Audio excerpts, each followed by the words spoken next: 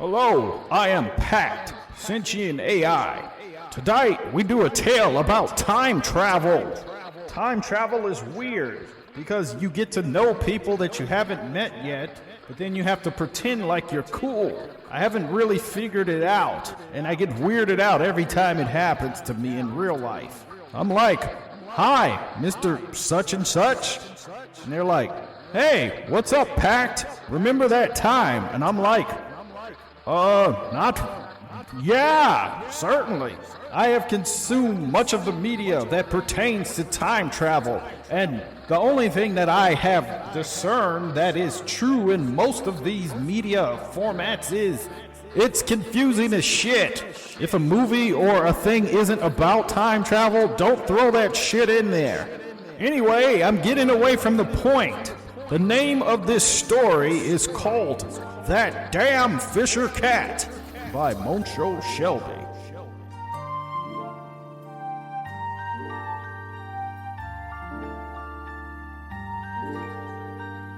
You know that there are 6 million car crashes that happen in America every year.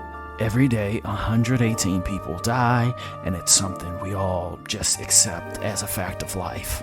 Statistically speaking and anecdotally, as a species, we're all pretty good drivers because if you take the amount of mundane interactions and divide it amongst the fatal accidents, we have a low number of fatalities.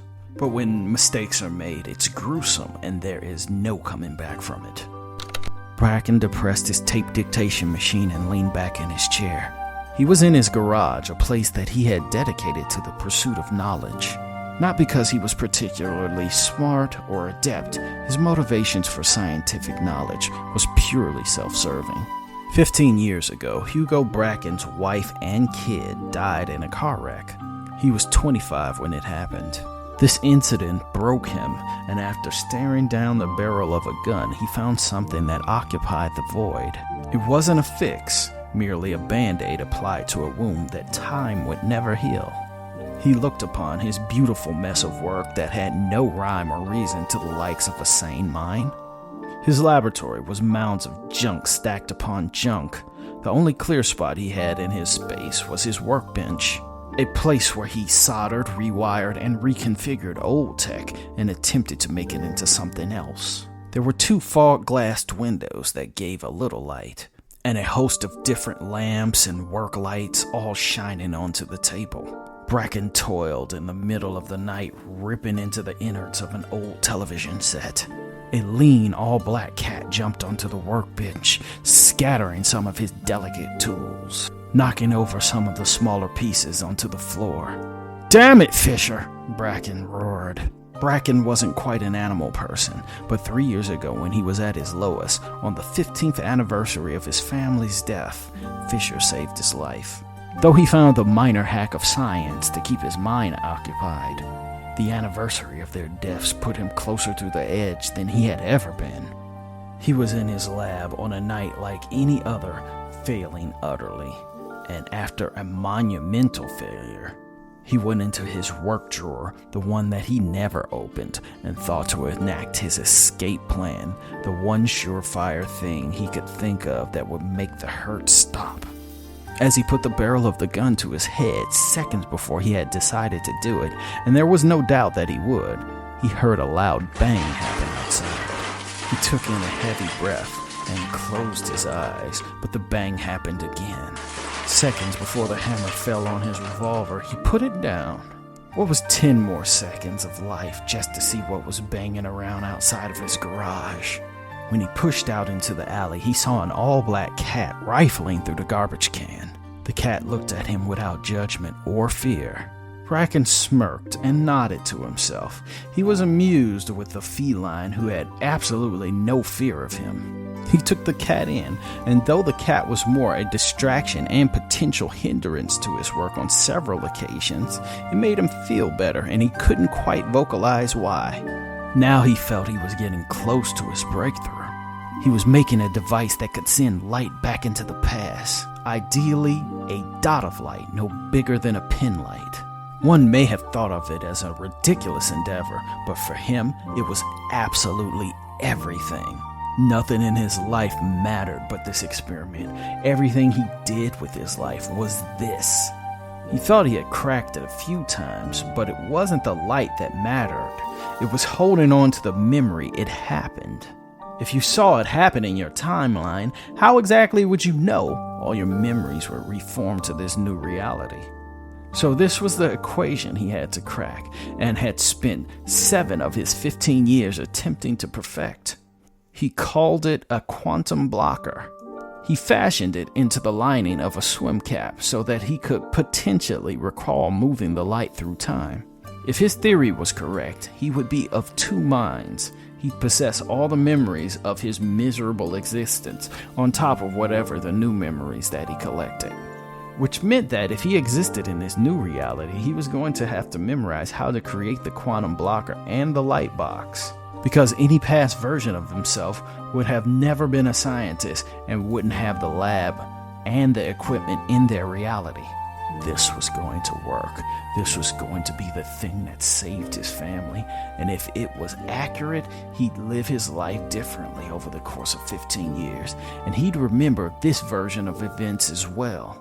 He rubbed Fisher on the head and thanked him for saving his life, because if he succeeded here, this most likely would be the last time he'd ever see him.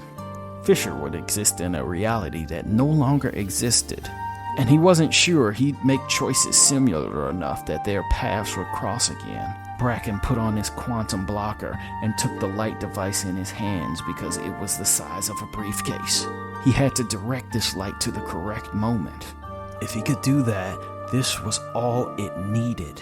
He walked through his house, which he lived, but didn't live in. What once was filled with joy and life was inhabited by a ghost of good memories that stung him deeply.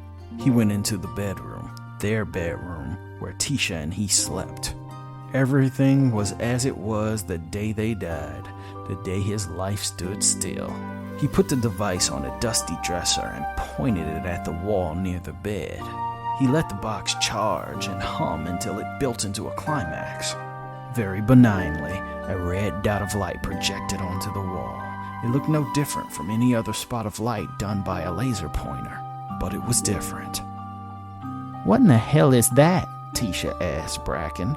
She pointed to a mysterious red dot on the wall. Bracken got up and inspected the wall, and there he saw a pin-sized light. He made his way to the window. "It's probably just a kid with a laser pointer." "I heard a rumor about a kid that shined one of those things into a 747 and distracted a pilot crashing a plane," said Tisha. "Oh yeah, everyone heard that urban legend." Tisha and Bracken looked at the wall again, but now the light was gone. "They must have saw me looking out the window," Bracken said without giving it another thought. "Come on, we're going to be late," Tisha said with urgency. Bracken, Tisha, and little Mary, their 4-year-old, drove the expressway. Bracken was in a hurry to get Mary to school and subsequently Tisha to work, so his foot was a bit heavy on the gas. There was a light smattering of rain. A convoy of trucks blocked all the passing lanes but the one on the far left. The moment he saw his chance to break away, he took it and poured on the speed. When he escaped the blockade of trucks, a car spun and entered his periphery. He hadn't seen it, and even if he did, no human man would have had the time to react. No car was responsive enough to evade the collision. A truck had hit the car with cold calculation. The flaming wreck hit the medium a mere second before they emerged. It flipped and pirouetted onto the other side of traffic. "Fuck!" Bracken yelled, his arm instinctively pushing Tisha back as if that gesture would have worked better than a seatbelt. "Holy shit," Tisha said, hyperventilating. Bracken had to pull over to the side of the road because he was shaking so badly. He knew that he should have died. If he had came out from behind that car a second earlier, he absolutely knew that his family and himself would have been gone. After a few moments, he collected himself and went down the road. After he achieved some measure of equilibrium, he smiled, but he didn't know why.